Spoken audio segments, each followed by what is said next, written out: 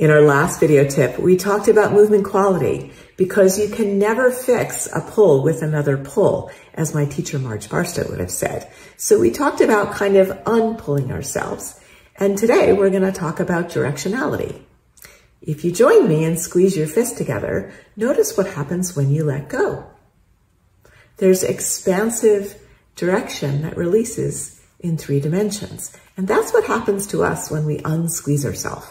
If you very gently squeeze yourself and then simply let go, you'll notice you'll come into your full length, your full width, and your full depth just by unsqueezing. So I like to call that directionality out and away so that I remember all 3 of my 3 dimensions. Check back soon for more tips coming soon. Tell us how it's going by sharing your comments below, and I'll see you for my next tip coming soon.